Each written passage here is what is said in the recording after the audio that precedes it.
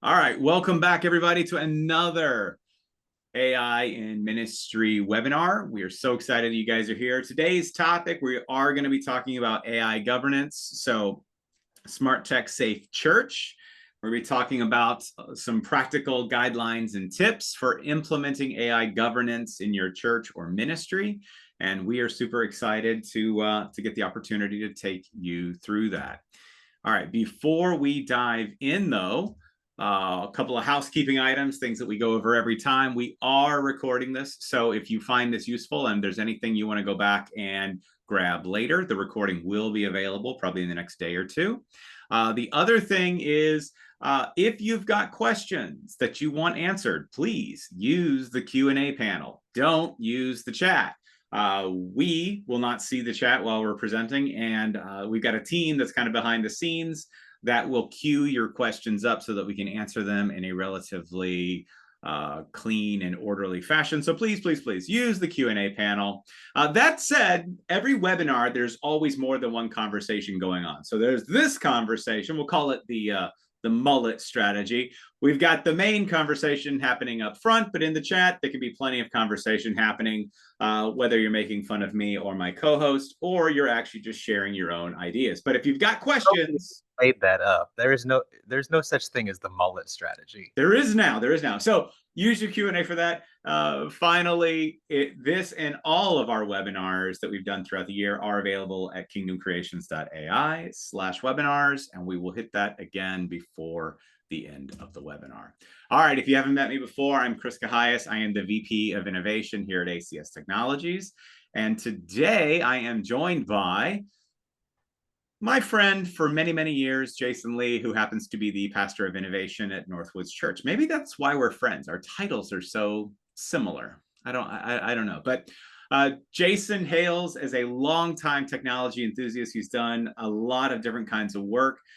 We both were IT directors. If we go back in time about 15 years, I went on to do some other things. He went on to do some other things. And now he finds himself kind of in charge of church management, production, sound, audio. It sounds like just about anything that has a wire that plugs into the wall is kind of under Jason's purview, but he leads a great team at Northwoods. Also And, wireless. I mean, oh, I know you haven't been in IT for 15 years, but there's this thing called wireless. yeah, the wireless still plugs into a wall somewhere. Maybe. Yeah. All right, so here we go. All right, so let's get into this because I know we're going to have a lot of fun today. Some of you are probably dreading some of this. Some of you are probably excited about it. There's a lot of content in these slides. So real quick, I want to do a shout out. This is gamma.app. We used an AI engine to build all of our lovely fall themed slides today. But there's a lot more content in them than we would normally do, but we're excited to offer that to you guys as a resource. So if you want a copy of the slide deck at the end, just make sure that Trace Jackson, who's also monitoring the chats and the questions, knows, and she'll figure out how to share it with everybody once we're done. So This is let's. my office, and that's what I look like in the office, but I don't have a cross hovering in my window. Oh, I didn't see the cross hovering in the window. That's fantastic. But you do have plants outside. I've been to your church, and there's a lot of corn. Maybe not wheat, but all right, let's get into it. So AI is in your church, whether you want to admit it or not. I know, we've talked to hundreds of churches at this point. We know some are embracing it, and some people honestly are kind of being head in the sand about it, pretending that it's not happening. And one of the things we're going to talk about today is it is really dangerous to put your head in the sand and pretend it isn't going on, because you're potentially opening your church up to potential legal ramifications. So what we're going to be encouraging everybody today, whether you're for AI or you're not, this really is for you, because you need a way for your church to really have a policy, have some guidelines around how you will and will not use AI so that you can be protected. Not just protected, but protected and ready for what I would call the constant barrage of changes that continue to happen to us. So, one of the things, fantastic quote, we steward technology like we steward everything else God has entrusted us: wisdom, accountability, and focus on advancing the kingdom. So at the end of the day, today is going to be a little different. We're not really trying to teach you how to use AI. We're really saying today is all about you having a policy around whether you will, whether you won't, and how you will or won't. So let's jump into it. So obviously, if we're going to talk about this, how are churches using AI today? And again, take your however you feel about these things. We'll set it aside. Let's just talk about what the reality is. You've got pastors who use it for sermon prep. I would extend this also to small group leaders who are quickly using it to come up with outlines. One of the things that we've demoed a couple of times is even churches that are taking a sermon that has already been prepared, not with AI, but finding creative ways of reusing it, either to automatically create small group questions, or even revamping it to become something like a children's ministry lesson based on a sermon that's there. So some sermon prep, sermon reuse. Obviously, we've got administrative tasks, using tools like Fixer or Fathom or Read AI to record meetings, create summaries and follow-ups. Lots of tools for doing email drafts and so on. But we got tools that help us with administration. And there's a lot of variants of that. In fact, I would say even many that are coming out every single week. So all kinds of new things that are driven using the agentic AI. We move around to the communications. So obviously taking sermons, taking ideas, taking events, spinning those things into social media content, website content, graphics. And now what we're seeing more and more is now the multimedia stuff is happening as well, where your production teams can create video clips, entire videos. I said sermon graphics, but any kind of really event or promotional graphic can be done as well. And then finally, we've got one of my favorite things that we're seeing AI get used for, service transcription, translation, even real-time and live translation. So these are all examples. This isn't an exhaustive list, but churches are using AI today. It's becoming pretty commonplace for us to run into churches that are doing it. 3 years ago, very little. Today, more and more and more. And even it's not necessarily you as the church staff member or volunteer are going and using the tool directly. The products and services that you're already subscribing to are starting to deliver more and more in AI. Even this week, Resi announced you can now, because your content's already in Resi, they can create clips and shorts and for YouTube shorts and that kind of thing, and automatically pull the content out and begin to prep it. So I mean, there's already those kind of things are happening. So it's not a matter of you as the staff person's choosing to go use the thing. The platforms you're already using, the tools you're already using are already starting to deliver more and more AI aware type things in them. Yeah. Well, and even if you're not intentionally going and finding a tool that does it, I mean, you can't go to Google today without it automatically giving you AI curated results. So it is permeating everything that we do. So as we talk about how they're using it, let's talk about some, we'll call them red flag areas. Some places where we want to be really, really careful about how and when and to what extent AI can be used. So there's a lot of stuff here. So we've got everything from sermon writing. Do I want to allow myself to become so busy that I one-shot a sermon and I get up and preach it on Sunday morning? Well, I'll say the thing I've said for the last 3 years to my own pastors: the best sermon they've ever taught is the one they walked through. And there's no shortcut to that. You're not going to get around that. But what can happen here is, one, there's this thing called hallucinations, which are becoming less and less, but are still very prevalent in AI. And the last thing I think you want when you're standing up there, and we'll tie this one to the one right below it, is you don't want to trust your theology to AI. It is all over the place. Based on the studies that I've read, it would shock you. So these things is a powerful tool, but tool, not replacement. Likewise, thinking through things like counseling and spiritual direction. Those are things humans are meant to do. AI, you want AI to help you write an email? Great. You want AI to help a husband and wife through a really tough time in their marriage? Not so much. I mean, maybe if you're brainstorming for some ideas for them for, fresh and exciting date nights, all right, great. But we're not letting AI be the final mark there. That's humans. Humans minister to humans. Safeguarding. So this one I kind of take with a grain of salt. The hiring, firing, and some of the aspects of human resources. I will raise my hand and say I have personally used this to evaluate resumes. That is not the end of the conversation. We always have humans in the middle, but again, these are tools to help, not to replace. And then probably the most important one, and the reason why we're driving so much energy around this AI governance, it really is going to come down to this sensitive data. So you're not necessarily, multi-million or mega $1 million companies with lots and lots of proprietary and sensitive data. But you do have sensitive data. You have people's personally identifiable information, their names, their email addresses, their phone numbers, their addresses, potentially their prayer requests, counseling notes, their giving records. These types of data are very sensitive if they are leaked. In fact, some of you may be on here going, well, I mean, it's not PCI data, it's not credit card data. And, I would say you're right, it's not, which only means one thing. It is data that is not as highly governed, but it's still sensitive. Yeah, it comes down to we're entrusted with our congregation's data, and if we're putting it in a place that it can somehow be used in a way that wasn't intended, or the person could be embarrassed by it getting out, or they would prefer their information not be there, we're stewarding that, and we have to make decisions that make sense.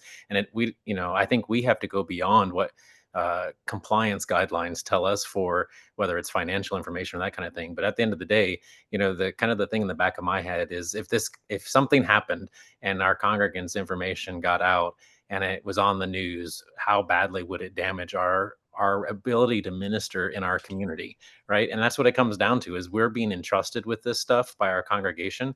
And so we've got to think through how we're using this data, where we're putting the data, what we're giving access to, what systems we're giving access to with it. So I think that's if it were your information, would you be okay with it? And I think that's kind of, one of the guidelines that I'm always operating under is, would I be comfortable if somebody were doing this with my information and something were to happen with it? And can I give a good justification or explanation of why I did it? I think part of it too is, in our organization, someone's going to be somewhere else on the spectrum of AI use than where I'm at, right? Somebody is going to be way further down the road of comfortability of it, and there are going to be people who are way uncomfortable with it.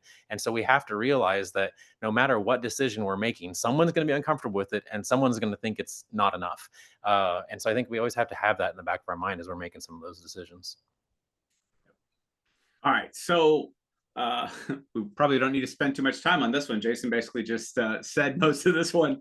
We do have a unique trust that is implied between the congregation and the church. And again, it is a stewardship thing. We are to steward their data in the way that is really wise and faithful. So I guess we won't spend too much time on this one, other than to say, Jason just said that one for us. It's fantastic. So let's talk about how you can set up governance. And I'm going to say everything in today is meant to be a starting point. Some of your churches, this will make sense. Some of it won't. So don't take anything that we're saying as gospel. It's a starting point. It's a way to get things going.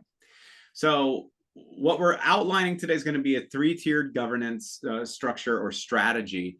And part of this is, one, your leaders always need to know what's going on. Now, that's probably a good news, bad news situation, and I'll let Jason share some of his own story working on this. But the real core of this idea is there needs to be someone on your team who really is acting as this AI steward, for lack of a better way of saying it. So it could be an IT director, maybe it's in the executive pastor, or it's somebody who's able to look at this and they champion what's going to happen in an ideal sense with AI and the staff. Now, that person, perhaps it's that person plus someone else, they're going to actually come up with some version of a policy or guidelines, or maybe it's a policy and guidelines. And really, what has to happen is that has to start first at the leadership level, because if your leaders are not on board, it doesn't matter what you roll out to the staff.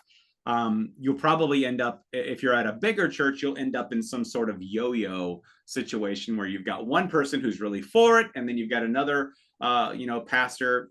I don't want to say this the wrong way, but usually maybe a little bit older, who's kind of trying to pull back on it, which is why you need that leadership alignment.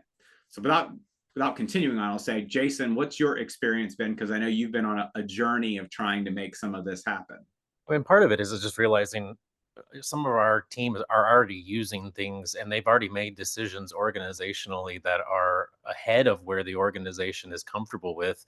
And that's some of what precipitated some of the things for us was our staff was using it, right? Whether we want them to or not, whether we think that they're using it in a good way or not, people have seen the tools available and they've thought, this is something that I could use. I want to start using this, partly because some people are more inclined to be, interested in new tech and they're just wanting to try it out, or they've seen at a conference or something like that, some use case. And they're like, this is genius. I'm going to start using this in my ministry. I'm going to, write all my sermons with AI because I saw some guy at a workshop do this, etc. Whatever it might be, right?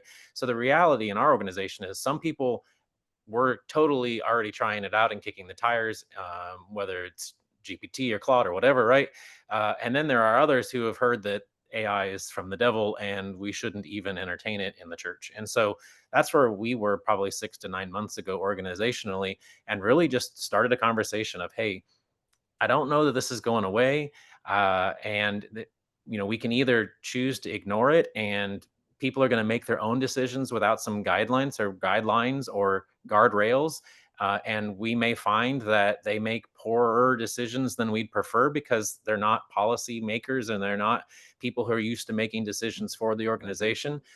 So maybe we should start to have a conversation. So that's kind of how I started the conversation with our leaders is, hey, it's here, it's not going away. People are starting to use it however they think best fit. And that's probably a little less consistent with what you might think as our senior leadership is the best use cases and the guidelines. And so that's really where we kind of started that conversation. Not, hey, this is what we should do. This is the policy. This is where we should go. But more of a conversation of this is our current environment. This is what our organization looks like. There are people all over this spectrum from the AI use in our organization, and there's probably some poor decisions being made that we want to speak into. So can we start to collaboratively have that conversation? So the executive team invited me into that conversation with them, and it was several weeks of back and forth.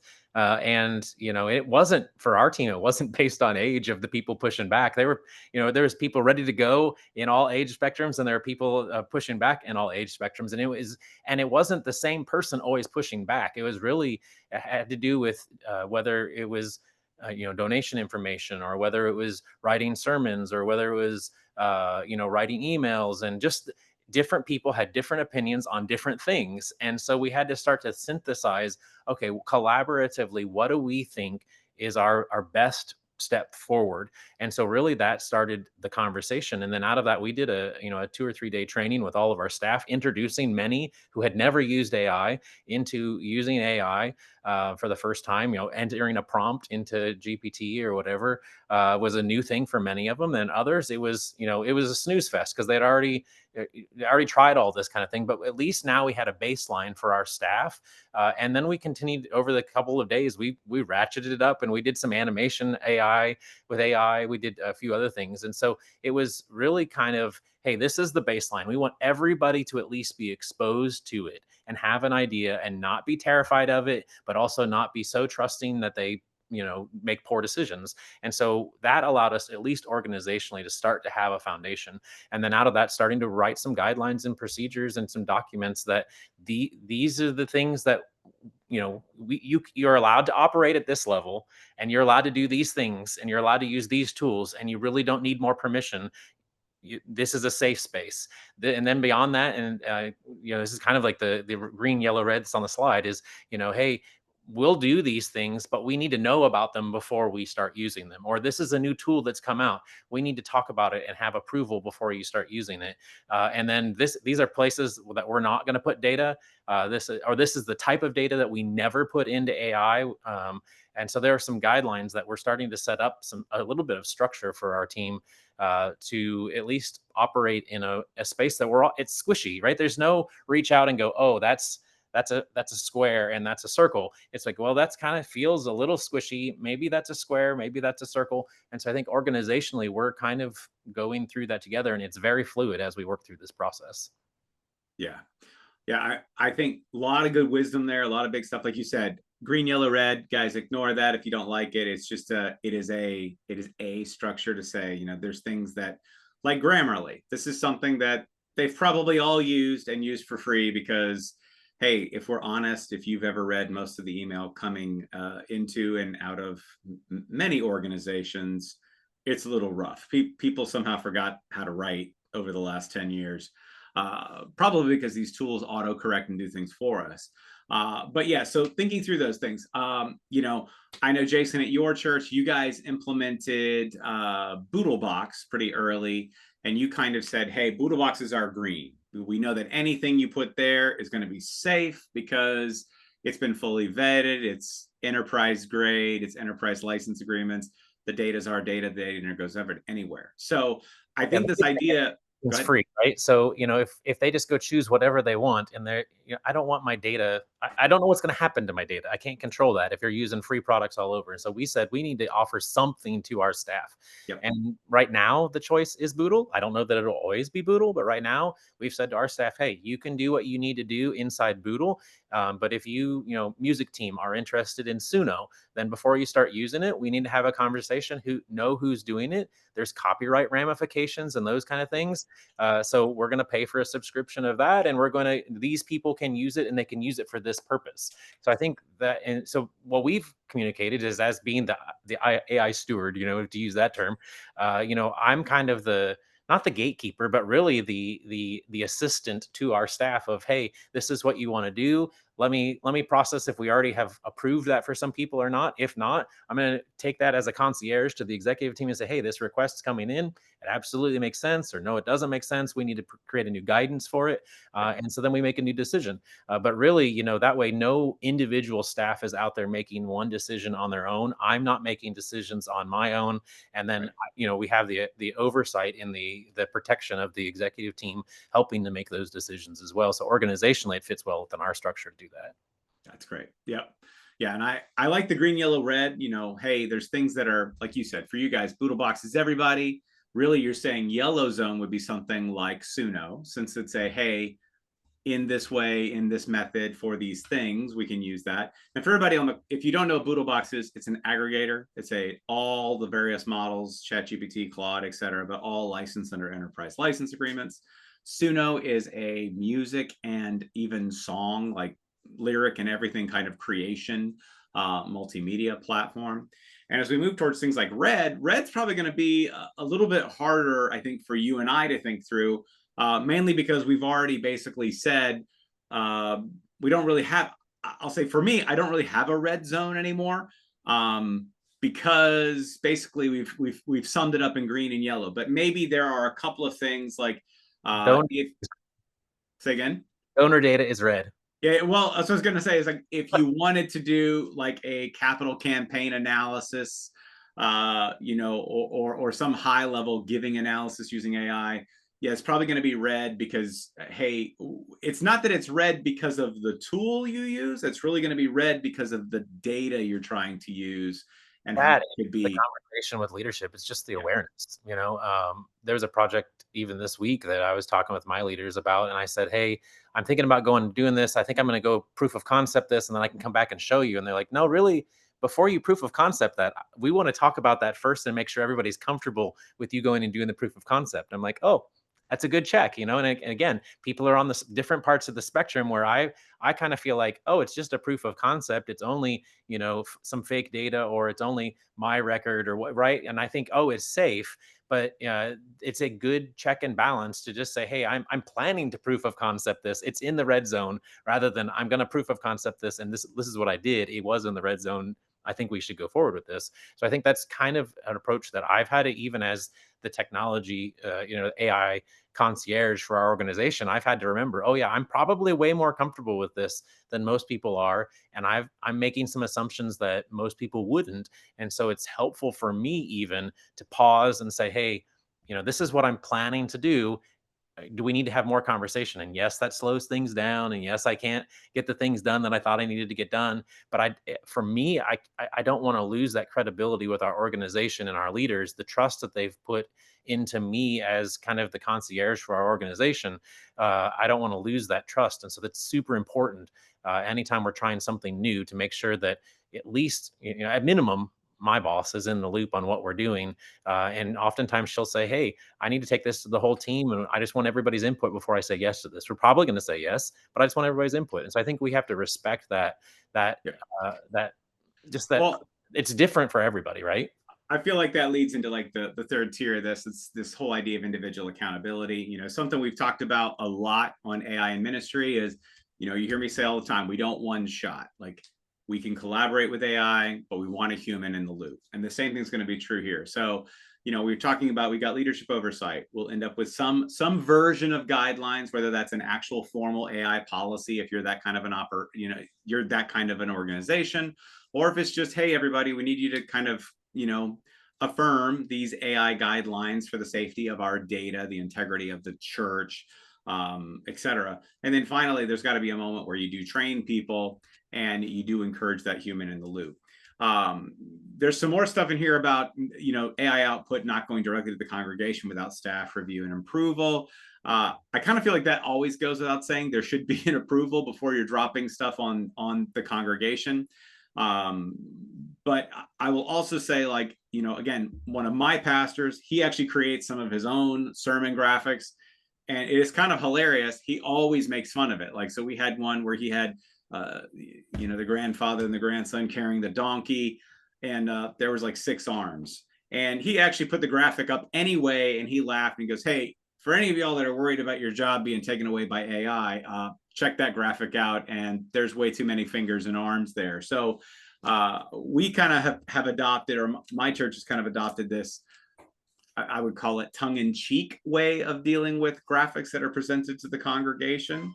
What are you guys doing, Jason? Because I know you're potentially pushing the multimedia stuff even further than Yeah. many churches. I mean, one example, even this last weekend, I did a devotional for our creative team before rehearsal and service started, because I was producing the service. And, I had an idea of what I wanted to do for the devotional, but I also, I wanted examples of how, there's been pivotal type moments where people have made a decision in the biblical history, and then that's changed the trajectory of either Israel or their family or the lineage or whatever, right? And so I had like two or three, and I was like, I know there's more. I just can't think of any off the top of my head. So I put into AI what I had and said, hey, this is what I'm doing. This is the devotional I'm doing. I just want more. I want, on a list of 10 or 12, I want it to be impacting as I'm reading through this list. And as people, it would trigger, one of them was when the two spies, said, hey, we need to go into the promised land, and the 10 said no, right? And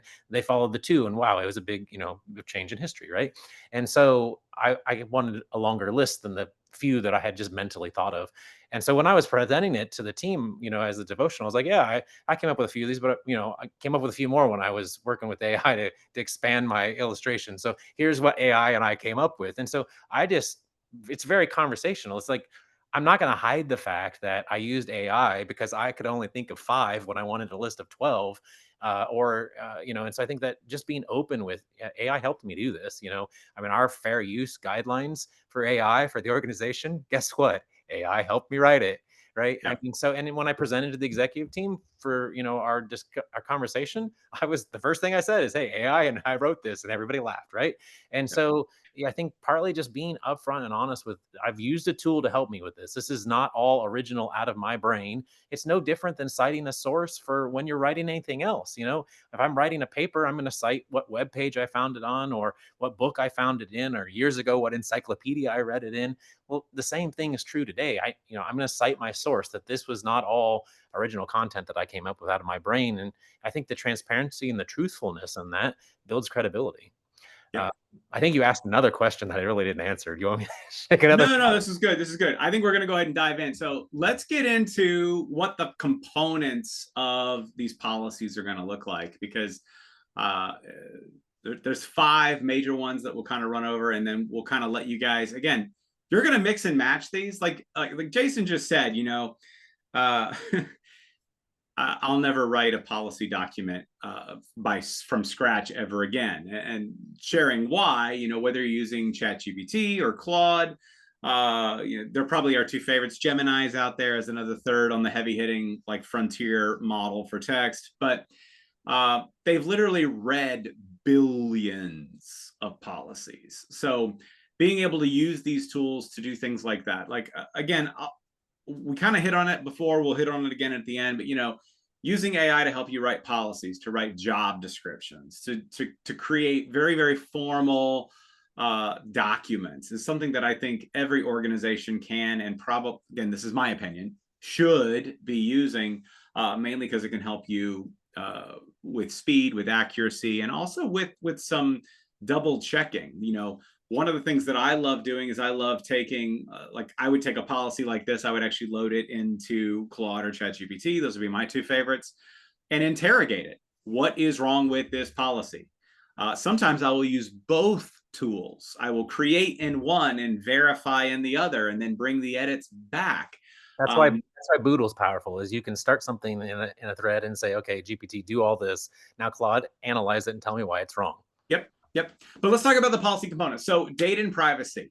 Again, some of this is going to be, you may have to vary this around your green, yellow, red, no confidential member information. So what does that mean? That means you're not going to open your church management system, grab first name, last name, email, and mobile phone, take that out, paste it into one of these tools and say, now create a personalized email for each one of these people. If that is your church's position, and depending on the tool. Again, there are certain tools on enterprise license agreements that data is yours, and it's yours, and it's not going to go anywhere. Now, my massive warning to everybody. It's the quote I've used all year. I'm going to use it again. If the tool is free, it is not the product. You are. Just somewhere in the back of your mind. On Facebook, Facebook is not the product. You are the product. Now, does that mean you shouldn't use Facebook? Absolutely not. It means just be aware. I'm not going to go paste first name, last name, email, and phone number of everybody in my congregation on Facebook. Likewise, be very careful, especially on AI tools that are free. There is a thing, every website you go to when you're signing up for an account, highly recommend this. Pick one, Claude, GPT, whatever. I don't care. For what I'm about to tell you, you can do this if it's even on a free one. But when you're signing up for a service, grab those terms and conditions. The boring stuff that none of us ever read, we just click the continue button. Well, please hear me say this to you all. When you are that AI champion at your organization and you are worried about data privacy, you need to grab that. You can shove it into a GPT or a Claude. Just copy and paste the whole thing and literally go, what are my rights with my data? What can they do with my data? How safe is my data? As questions. And just interrogate it. Because without getting off onto too wild of a tangent, that's the thing that an LLM is really good at, a large language model. It is good at taking text, summarizing it, and finding answers. So be mindful of your data privacy and protection. Your transparency requirements. So this is kind of the one we were talking about before. Does your organization, because we're churches, are we going to say and cite that anything that's AI generated must be disclosed? Okay. That's a question for you all that you're all going to have to wrestle with. I would say to you all that my church, it's not 100% anymore. I believe we started in this vein of, oh no, it's always going to be 100%. Well, as now they're using AI to generate, event graphics and even sermon series graphics. This idea of constantly telling the congregation that this was generated with AI, it's kind of going out the window because like 80% of the content is probably now being generated with AI, especially around like sermon series graphics and things like that, because to some degree, that content is becoming highly disposable because of how fast you can create it. Not to mention, I don't know if any of you have been on YouTube lately or not, but I would say half of the material on YouTube is AI generated at this point. So but bear that in mind. That is a decision each organization is going to have to make. And if we roll the clock back 3 or 4 That slides, one's it that one's needs to be something that is transient because you may change it as you move forward. Go ahead, Jason. Yeah, and I was gonna say that's definitely fluid. Like you said, it's changing how much transparency. Like so, example for our Christmas services, the TV commercial, the voiceover, we used an AI agent to do that rather than having going and out and outsourcing that. And sounds great, looks awesome, but we don't put at the end of the commercial this voiceover was done by AI. I mean, we're just not going to do that. And so, but we organizationally are having those conversations. We have trained a voice model to one of our pastors to fix audio in a video, but our organizational rules are is we only can use that for that purpose, and we only could train that voice model to our youth pastor after we had his approval and we had approval from our executive team to do it. So there are some guidelines that we just there are things we don't do without talking to people, and anytime it's taking someone's name, image, or likeness, it requires some conversations. Yep. Now we didn't put in the video that we had modified the audio with our youth pastor and trained a model and yada yada yada, but we had behind the scenes gone through all those approval processes internally to have that conversation, and everybody on staff who's making the decisions about that particular video knew exactly what we did, so there was no surprise. Now, does the end user know that? No, but we decided as an organization it didn't really impact the project. It may impact some projects, right? So I think it's a kind of on a case by case. That transparency is kind of doing this.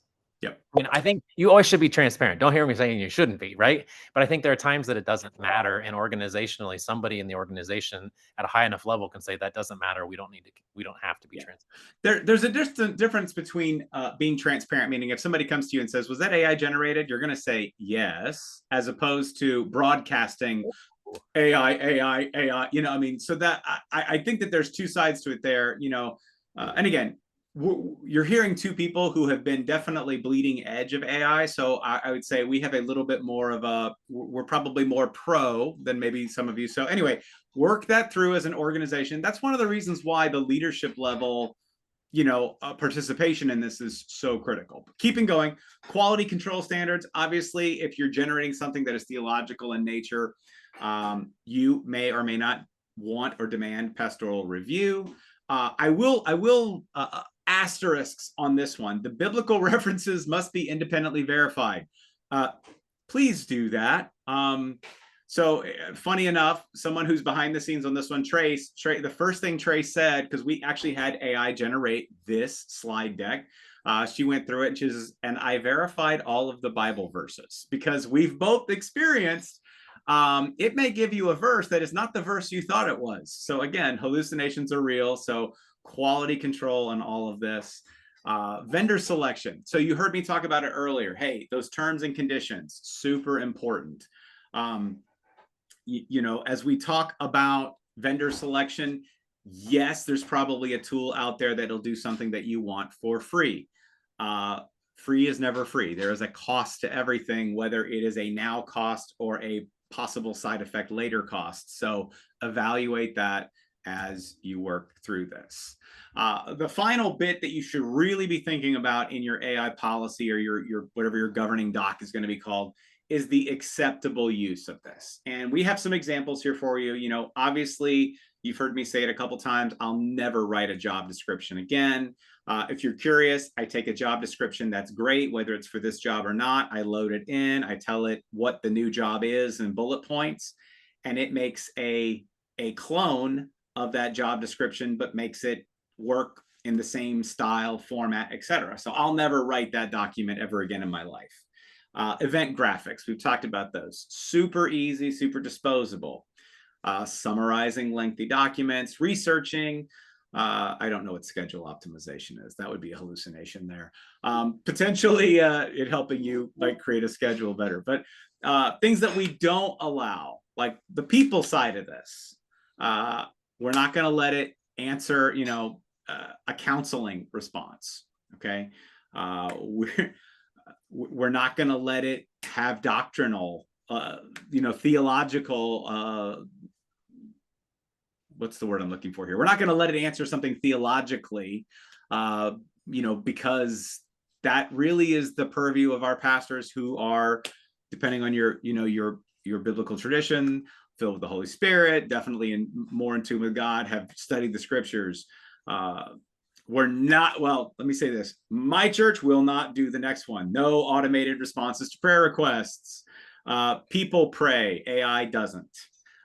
So It'll assist the person who's providing a response with relevant scripture verses. absolutely, but we're not letting AI automatically pray. That feels like a lie. Yes.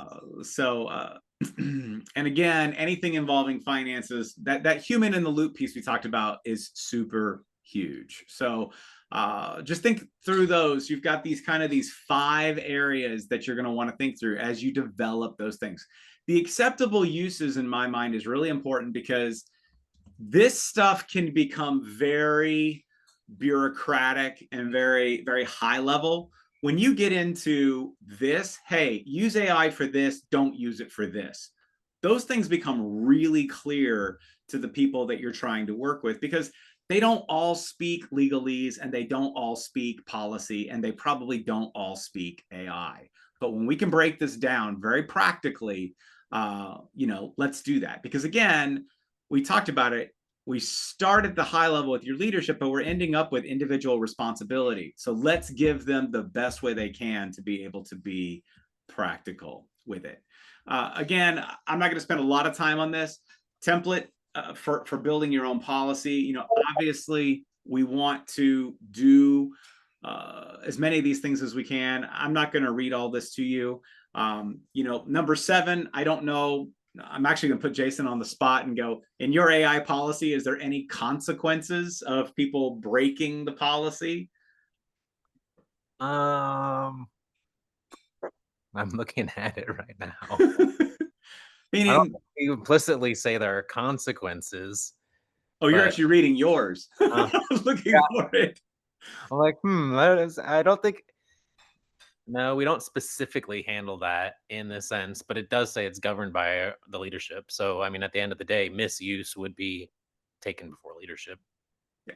And again, just as we talk about building these policies out, this will be a resource for you. Again, if you guys are really excited about this, bomb Trace in the chat and tell her that you want a copy of the deck when we're done.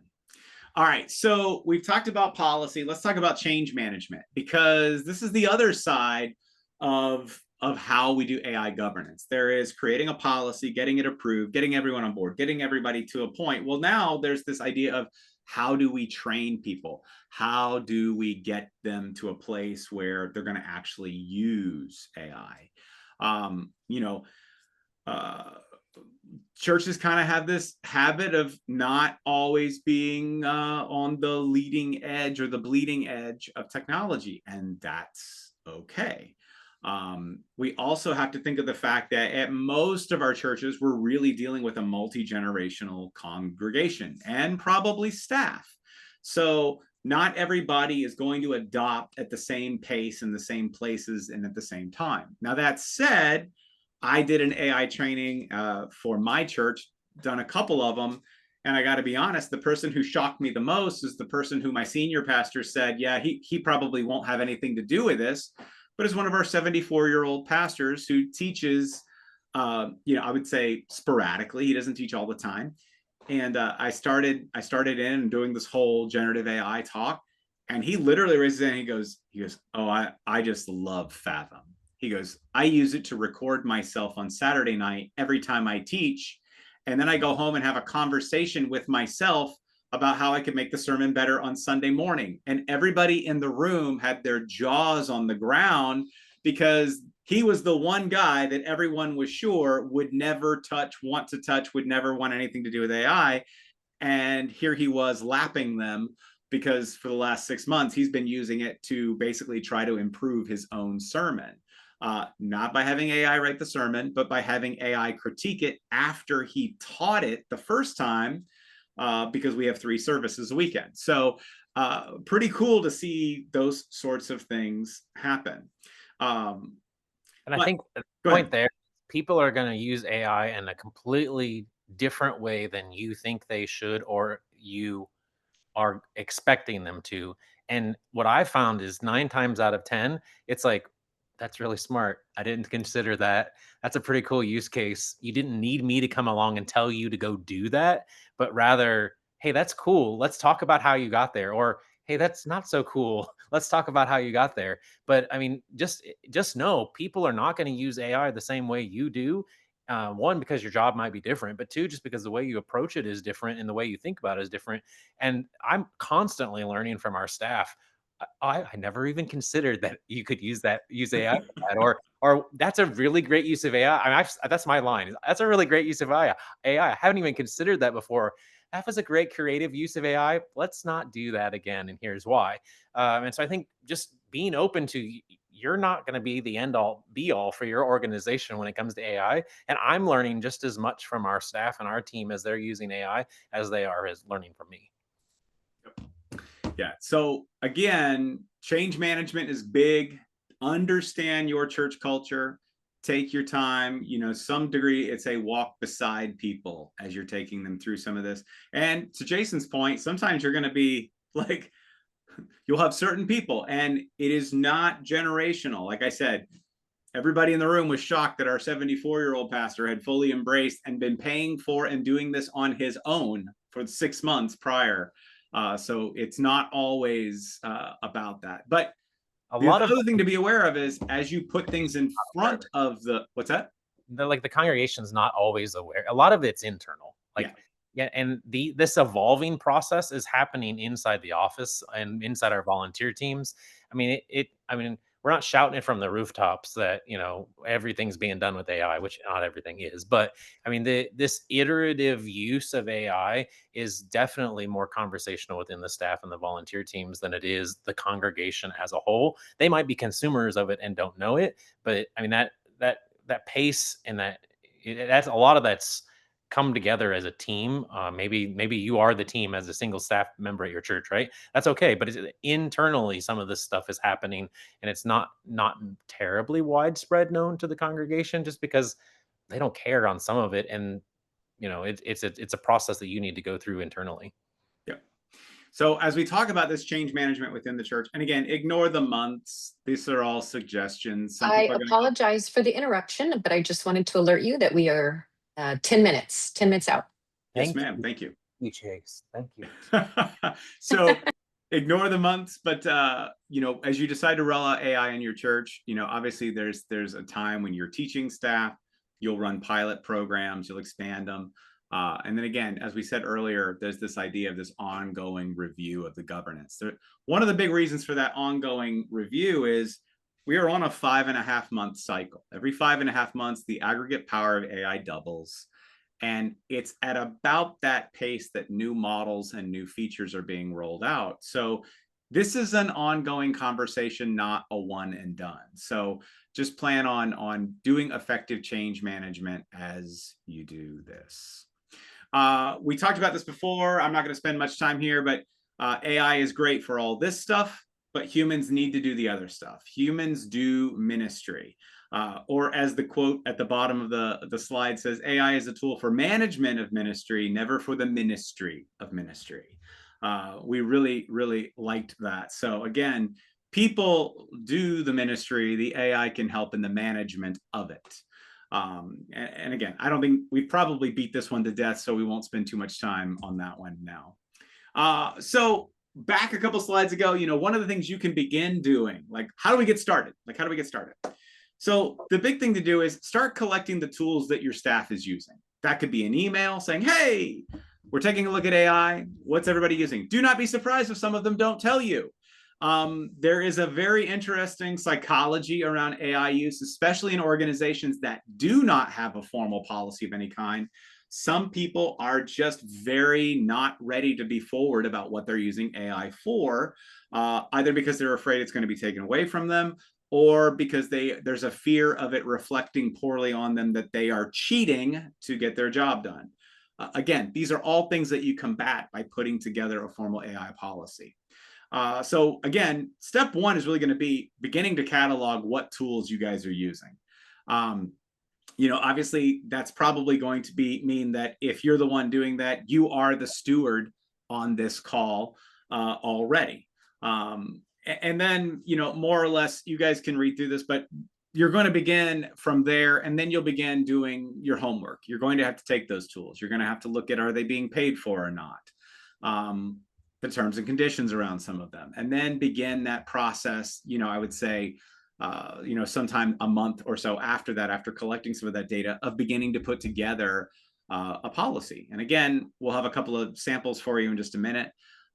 After that, you're going to think through, how do we get some of our staff using AI more effectively, if that is a goal. I have the advantage of saying I've spent time with Jason and his church, quite personally, doing introducing some of the tools, and helping, not really helping them get anywhere, but I helped in that education phase of that change management. He has done a great job of continuing to bolster the staff to take more ground. And then from there, we would continue on trying to get your policy together, getting it through leadership and getting it approved. And as you do. So speaking of how you could get started on a AI use and governance policy, I had Trace, who's obviously my right hand, put together this Boodlebox link. If you snap that or grab it later from the actual slide deck, which I believe has already been said will be shared, then you could continue this conversation in Boodlebox. And again, we're showing you a very simple, hey, here's how we can go ahead and, I'm the IT director of church, initial AI policy, safeguards church data, aligns around optimizing ROI on tools we buy. So you can then take that and continue that conversation, refining it for your church. So she started this one. You don't have to use Boodlebox for it. Use any tool you like. There's the prompt we started with. I guarantee you that both GPT-5 and Claude will do some really cool stuff with it.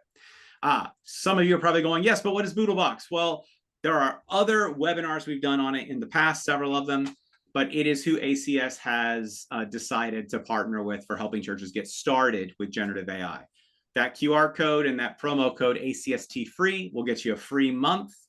And all of your data is really, really safe there. We have vetted them. They have been vetted by multiple nonprofit organizations and higher education institutions. So we put our name behind the fact that your data is safe with them. Does anybody else see a cat in that QR code? Just wondered. A little bit. Trace, go ahead and get ready with some questions, because I know there are some. The other thing we'll say is Kingdom Creations is the ACST Innovation Team's website. You can go there and see all of our past webinars.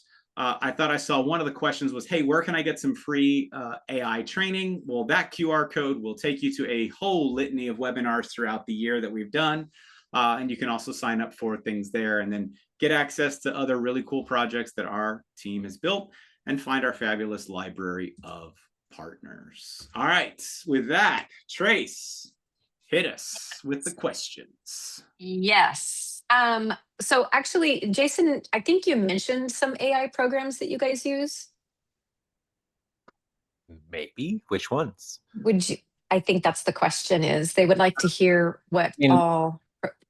So on the creative side, Creative Cloud now has quite a few AI tools built into it. So the guys are using that for image generation and video cleanup and all sorts of tools. So anything in the Creative Cloud suite, we've pretty much given them you can use that when doing graphics or video. We've started using Suno to build some stems for original music for our video, our music team, to try out how a song sounds. And so again, we're not doing a one shot of, hey, go write music for us, but hey, we want to hear how this lyric would sound. We've actually had some conversations of for our songwriting team, some songs get more traction than others simply because of who submitted it and or how good the test track sounds. And so we've talked about normalizing some of the submissions through Suno just so everything's the same voice, the same concept. And so then we're not critiquing it based on who it came from or whether their history of songwriting has been good or not. We are using Claude for some code writing and evaluation of that, where you use the paid version of Claude, which I found out you really can burn through the tokens quickly on Claude, even when you're paying for it, and you still hit the limits. So that's kind of fun to find out. We've used oh, I'm trying to think what the audio generation one that we're using recently. I'll try to find the notes for that. But I mean, there's a ton of different tools. A lot of them are built into, our teams are a lot of our team is using Canva, and that has AI tools built into it now. And I think what you'll find is there are more AI tools built into things that you don't know that they're there until you really start thinking about it. So you're using it more than you really are. Yeah. I think you are. But Canva's great, by the way. The Canva AI has been really great. yeah. So that's a couple of them. But I mean, what's hard is you say, give me some ideas. And without a particular use case, my brain doesn't really pull up oh yeah, how do we do this? But And Chris did mention to you guys that we do have resources at Kingdom Creations. So I know some of you guys were asking for like a list of AI tools and things like that. We've done several webinars on different tools that we use. So feel free to check those out. And then in the FAQ, we also list our team's favorite AI tools. So you can check those Yeah, out we've as well. got several webinars where we do roundups, and you'll have logos and even links to things. So there's so Yeah. many, it's kind of impossible to start. I would say for anybody looking for a place to start, you cannot go wrong with Boodlebox. Whether you keep it 6 months later or you graduate to like more targeted tools, totally up to you, but it's a fantastic starting point. I mean, and the landscape's changing too. I mean, I've been a big GPT user, and now they're changing some of their decisions on what they're allowing to be in the AI with some of the adult mode stuff. And that's really caused me to pivot and say, I've never paid for GPT. I've only used it personally. I've not used it for work. But I had thought about starting to pay for it for a couple of features. And then it's like, oh, I'm not too excited about the direction that organization's going. And so I've started to pivot a little bit. So I think part of it's understanding who's running the LMM, and who's running the tool and where they're going with it, and not saying that that it immediately makes the tool unusable or not okay to use, but I also don't want to give my money to an organization that's kind of building some of those tools that are not consistent with our values. And so I think some of that's thinking through, okay, what models am I using, what tools am I using, and are they consistent with the values of our organization? Am I paying a company to build something that we wouldn't be proud of? And so, I think just being aware, and that's just current news, right? Being aware of what these organizations are doing, and being okay with, man, now I've got to tell my staff we may need to pivot. We're not going to go that direction anymore because a company's made a decision that we're not comfortable with. Yeah. Well, I think the other thing that we're seeing happen, and we're going to see it more, I haven't even told you this yet. We're going to see it happen in the multimedia space as well as, I think I've shocked some people when I say this, but every time ChatGPT and Claude specifically release a new version of their software, between 1 and 200 companies go out of business. And the answer to the why is because they're baking features in to the core model that entire companies had existed before. Perplexity is probably the number one use case for that. They were the only way 18 months ago to get AI to talk to the web, to the live web. Well, now both Claude and ChatGPT, they not only do it better or do it native, they do it better and they do it faster than having to go to Perplexity and back and forth again. So you're going to continue to see this rapid level of not just innovation, but also consolidation in the AI space. So Yeah, and I mean, it's all about too not being locked into any one tool just because that's the one you started using. A couple of the things that we've been using in the video space, we bought a subscription for one service that I think it was like $50 for the year, not terribly cost prohibitive, but I mean, we paid money for it. Like 2 months into it, they completely changed their platform and we couldn't choose the sound or the voices anymore and couldn't do the things that we could do originally. And so we contacted them, like, yeah, we don't do that anymore. And so, we pivoted to a different tool and bought another subscription to something else. And now we've canceled that. So I think not being locked into any one tool or platform and knowing it's probably going to change in the next 5 to 6 months. And I have to be okay and reevaluate it when that change happens. yep, yep. Well, we'll answer this last one. It looks like Patrick's answering it via text, but Boodlebox is a multi-tool AI. So all of your frontier models and most of the image generation models too are there. So, but with that, Trace, anything we need to do before we close this out and head into our after party, as it were? No, just a reminder that we are not doing this webinar next month, December. We are taking the month off. So enjoy staff Christmas parties or other time with people, like real people, not us over the wire. And with that, we'll wish everyone a very Merry Christmas and Happy New Year. And we look forward to seeing you guys in 2026 for more AI in ministry. 26. Okay, thank you, everyone.